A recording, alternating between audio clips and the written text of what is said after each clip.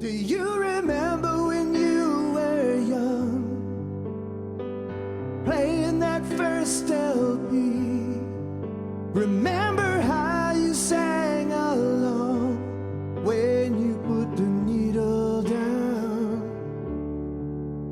Now the kids, they've got webcams while they're singing to your song.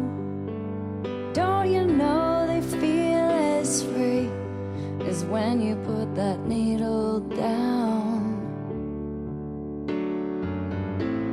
But sharing songs is just... Thank you very much.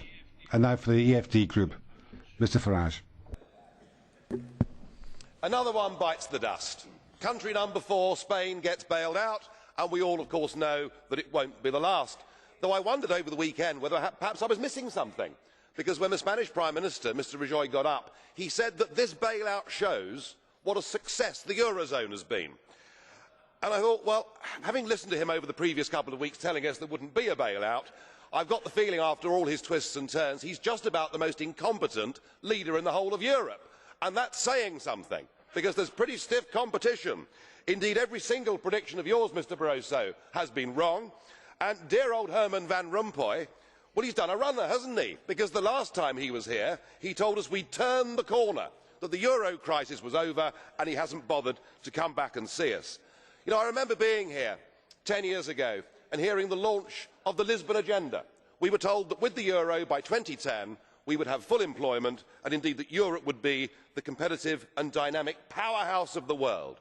By any objective criteria, the euro has failed, and in fact there is a looming impending disaster. You know, this deal makes things worse, not better. 100 billion is put up for the Spanish banking system, and 20% of that money has to come from Italy. And under the deal, the Italians have to lend to the Spanish banks at 3%, but to get that money, they have to borrow on the markets at 7%. It's genius, isn't it? It really is brilliant. So what we're doing with this package is we're actually driving countries like Italy towards needing to be bailed out themselves. In addition to that, we put a further 10% on Spanish national debt, and I tell you, any banking analyst will tell you 100 billion doesn't solve the Spanish problem. It would need to be more like 400 billion.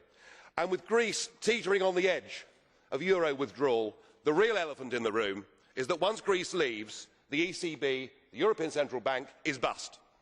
It's gone.